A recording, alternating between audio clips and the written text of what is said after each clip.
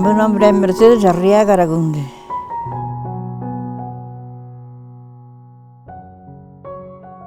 Nacín en Catoira, en Barrado. Foron de escuela e logo despois de traballo. Ir cas vacas ao monte. Tuvemos moitas risas. Pode dicir tamén un chiste. Íbamos cas vacas ao monte, alá ao mirador, e todos os días pasaba un panadeiro cargado de pan en un burro. Iba para Villa García. E ali, como a él lle gustaban as chicas, éramos 6 chicas, raparijas, pois metíase con nós. E ao meterse con nós observámoslo, e como daquela había moita fame, non había que comer, fomos a roubar o pan ao burro. E fomos por lo menos cinco días por aí. E ele non se daba nin conta, pero ao final, cando veu que non lle chegaba o pan pos clientes de Villa García, pois, que fixo, pensou, dixo, pois teñome que sacar o pan ás chicas aquelas. Éramos nós as que lle sacábamos o pan para comer nós. Cando tiña 20 anos por aí, ou antes, fun a Cedonosa, traballei en Cedonosa. Despois de estar en Cedonosa caseime, marchei co home para unha vivenda, ele traballaba tamén, despois eu tamén fun a traballar tamén. Iba a axudar a xente, iba onde podía.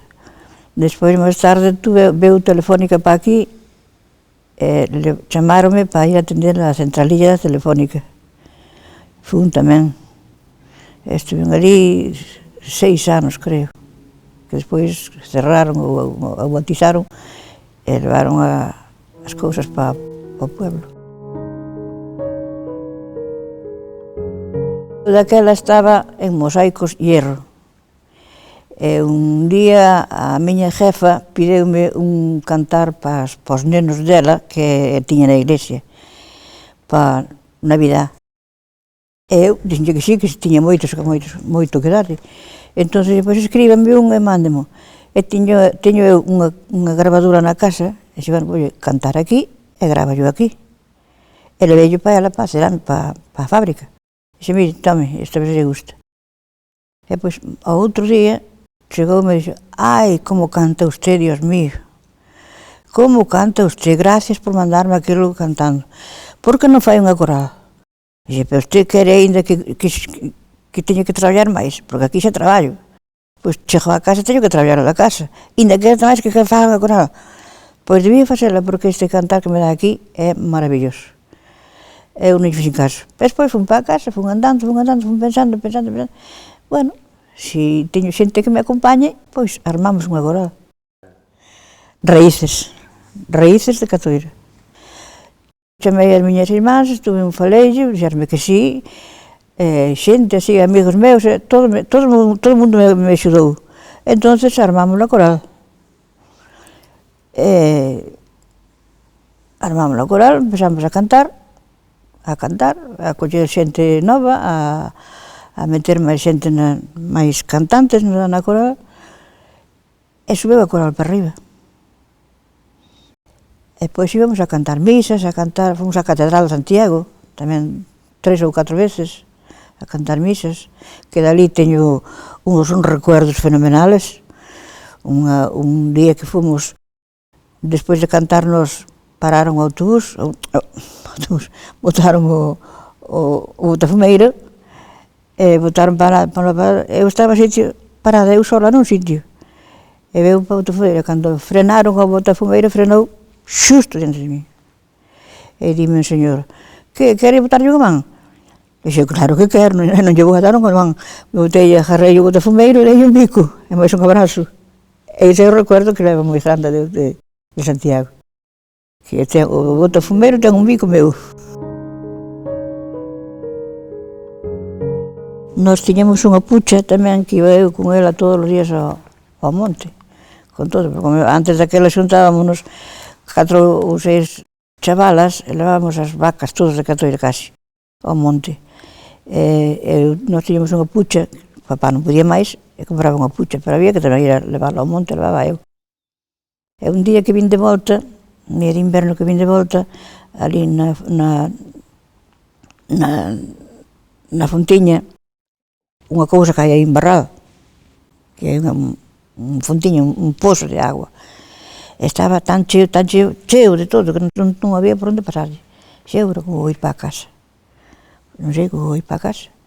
Entón, pensa, montei a cabalo da pucha, e a pucha, como me quería tanto, queríame moitísimo, porque era eu que na cuidaba, e montei a cabalo dela e cruzei para lá, e fun indo, e ao chegar ao corral, pasei por diante dunha ventana, que ali traballaba papá, traballaba as tocas, e dime, ti que faz? E dixe, papá, está a fontiña chea de agua, non hai por onde para a vaca, tu que coller este remedio, non, ou viña ou daba a volta. Bueno, pasa para a casa, mete a pucha na cuadra e ti pasa para a casa.